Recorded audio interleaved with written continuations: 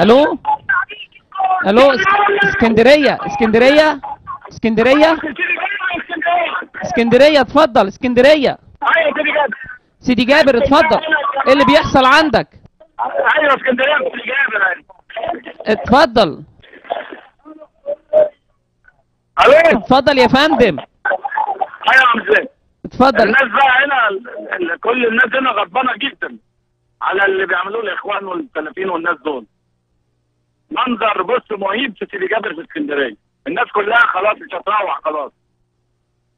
يعني لو تحب اسمعك الشعارات تشوف شعارات جامده جدا. يعني ما بين مؤيد ومعارض في كر وفر في اسكندريه لا لا لا لا لا لا لا هو في لسه هم بيلفوا حوالينهم، بس هنا هم لما يلاقوا ناس كتير بيخافوا منهم. يعني المعارضين لمرسي كتار جدا جدا في سيدي جابر وما زالوا معتصمين. ايوه ما هو ده موجودين ومش عايزين يمشوا، ونزلوا مش عايزين يمشوا خلاص. تمام. هم هناك اصل هم لما بيلاقوا ناس صغيرين زي اللي كانوا اللي معتصمين في الاتحاديه بيهجموا عليهم لان هم كده بالطريقه دي، لكن لما بيلاقوا حد دكتور ما بيقدروش يعملوا معاه حاجه. ربنا يستر على بلادنا، وهم المفروض ما كانوش نزلوا حد عند الاتحاديه النهارده لان هم عارفين الناس معتصمين. يعني بتبعتهم ليه؟ بتفرض عضلات، والناس الشعب فيها من الصغيره والرجاله والعجايز وكل الناس فاهمه. تمام، بشكر حضرتك واخد تقرير بسرعه، باخد تقرير عن حاله اصابه سريعه من مراسلنا استاذ هاني. اتفضل يا استاذ هاني، المستشفى الميداني في الكنيسه الانجيليه بالقرب، اتفضل. استاذ هاني. حضرتك سامعني؟ ايوه سامعك، اتفضل.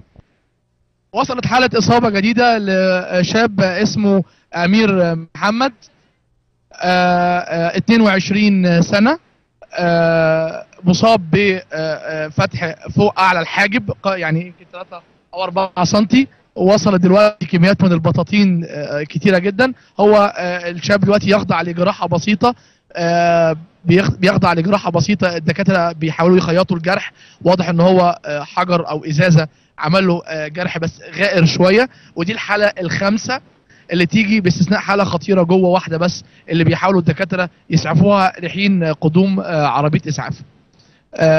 ما اعرفش طبعا الحال بره ايه، انا معزول عن الحال بره، لكن الحال في المستشفى الميداني بيجري على قدم وساق.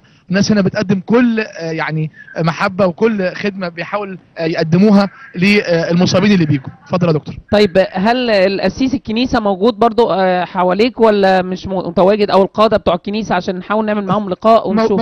موجودين وبحاول اخد منهم لقاءات، لكن هم مشغولين جدا جدا في ان هم يعالجوا او ينظموا الموضوع تنظيميا واداريا.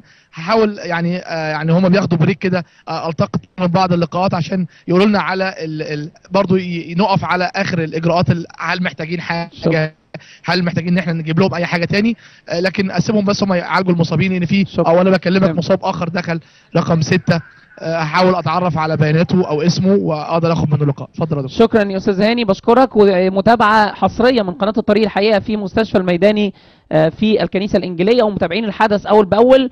كان مراسلنا الاستاذ هاني والمينا وايضا اندرو كانوا داخل هذه النيران اللي حضراتكم شايفينها، والضرب والخرطوش والكلام ده كله. متحدث باسم حزب الحريه والعداله الرئيس مرسي قسم الشارع